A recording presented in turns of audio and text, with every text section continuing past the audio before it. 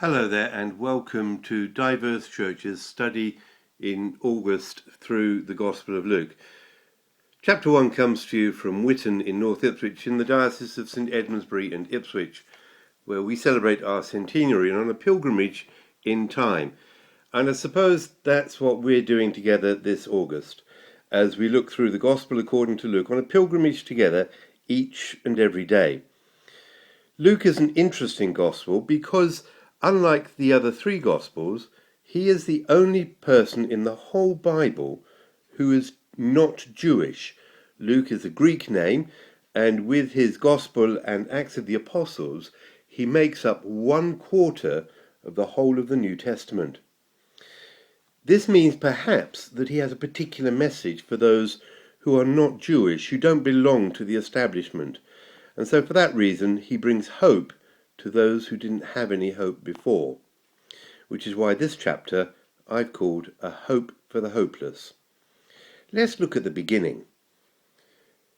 He begins with a dedication to Theophilus, another Greek name.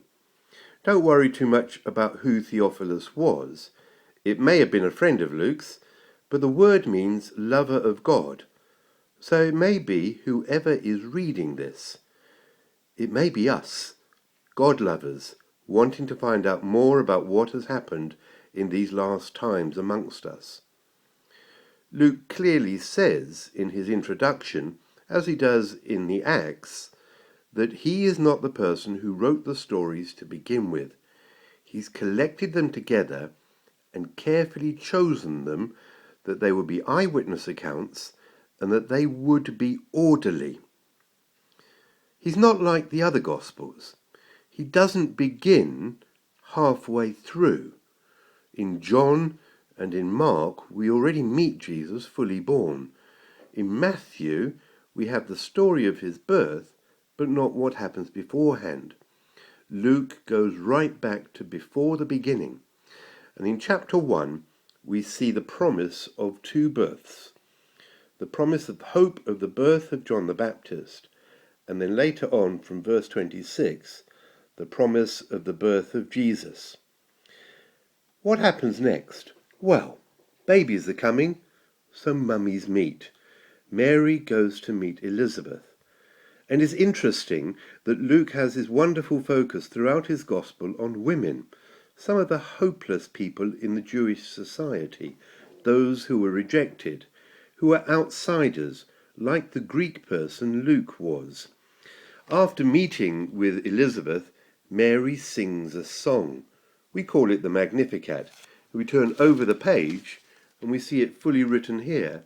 But then soon after John is born, we see someone else singing a song.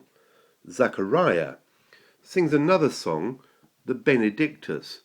Both these songs are part of the core of Anglican worship. Every day, morning prayer, the Benedictus, evening prayer, the Magnificat. And if we just speak ahead to chapter 2, at night prayer before you sleep, the Nunc Dimittis. 3 songs of hope.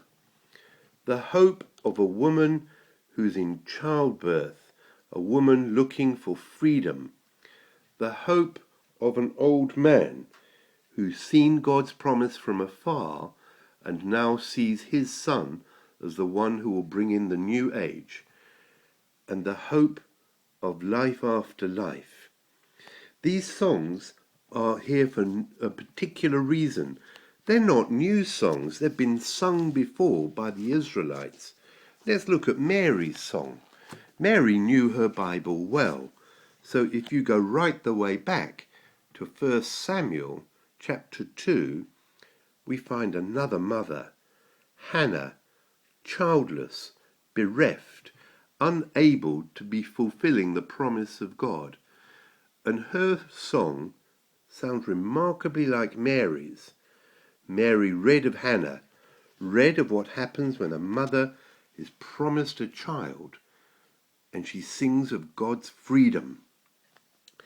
But more than that, so does Zachariah, an old man and his wife, beyond childbearing age, reminds us of a time in Genesis when God promised a son to Abraham and Sarah, someone who would be the foundation of a new kingdom.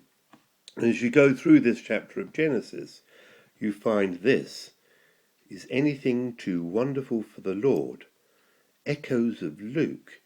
Nothing is impossible with God. And so, in the beginning of Luke, we have two things going on. We have the end of a previous age with the birth of John the Baptist, and we have the promise of a new freedom with the birth of Jesus.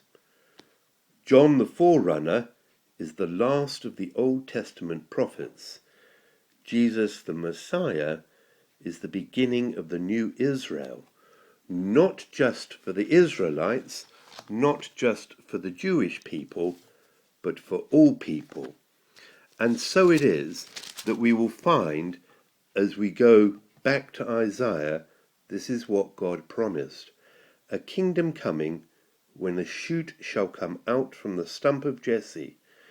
The old religion, worn out, left over, destroyed, childless. A child comes to tell of another child. And this child brings hope. And we find this throughout Luke. Look for the people that shouldn't be there. The women, Mary and Elizabeth. The old man, and not forgetting the prophetess Anna as well. The people who were just waiting.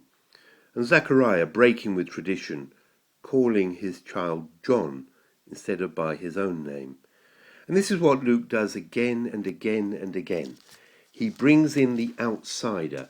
He brings to us all those people like Theophilus, the Samaritan, the leper, the widow. Again and again, lists of women. It's the woman's voice that comes out strongly in Luke. I hope you have a wonderful journey during August with Luke.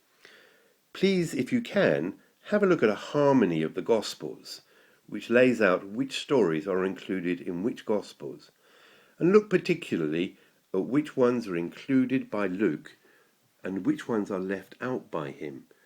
You'll find part of his message there. And also, as you go through your Bible, if you can, take time to pick up the cross-references. Mine are in the middle column of my Bible, where it goes back to other parts of the Bible and helps you pick up the whole story. And in the end, find this wonderful hope that is not just for those who are on the inside, it's for those who are on the outside as well. For people like Luke, for people like you and me. God bless you.